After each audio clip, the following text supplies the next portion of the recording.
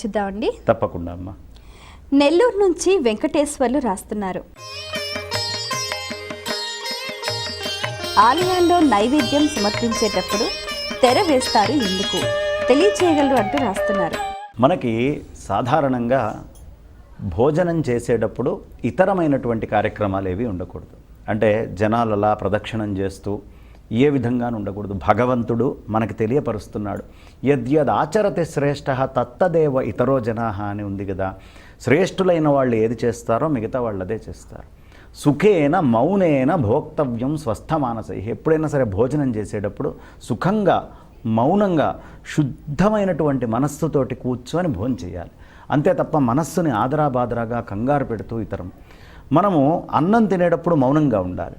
మౌనంగా ఉండేటటువంటి స్వామి మనం ఆ సమయంలో అక్కడ నిల్చొని కోరికలు కోరుతూ ఏదైనా చేస్తూ ఉన్నామనుకోండి, అది దోషమవుతుంది. కాబట్టి ఇతరమైనటువంటి వ్యాపకాలు ఏమీ లేకుండా కన్న తల్లైనా అన్నం పెట్టేటప్పుడు కనుమరుగై ఉండాలి అని ధర్మశాస్త్రం చెప్తుంది. కాబట్టి కన్న తల్లి కూడా కనుమరుగై ఉండాలి కొడుకుకు పెట్టేటప్పుడు అన్నప్పుడు పరాత్పరుడు పరంధాముడు ఆయన భోజనం చేసే సమయంలో, ఆయనకు మనం నివేదన చేసేటటువంటి సమయంలో ఓ ఇన్ని రకాలు పెడుతున్నారా బయట చూసేవాడు అనుకుంటాడుగా, అబ్బో జిలేబీలు, లడ్లు, అన్నము, పులిహోర, దద్దోజనం, పాయసం ఇన్ని అనుకుంటే ఎప్పుడు అన్నము తినేటటువంటి వాడికి మంచిది కాదు.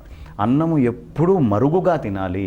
నలుగురు ముందు ఇలా పెట్టుకొని తినేయటము అనేది ఎప్పుడూ శ్రేయస్కరం కాదు మనకైనా ఎవరికైనా. అయితే మనకి పెద్ద దోషభూయిష్టం కాదు.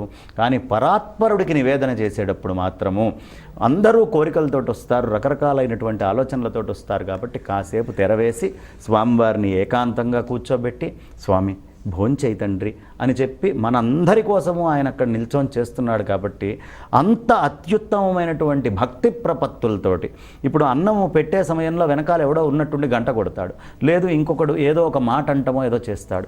ఈ అన్నం పెట్టేటటువంటి వ్యక్తి భగవంతుడికి పెట్టి విస్మరించి ఒక్కసారి పక్కకి తిప్పితే తలని అది దోషభూయిష్టం అవుతుంది.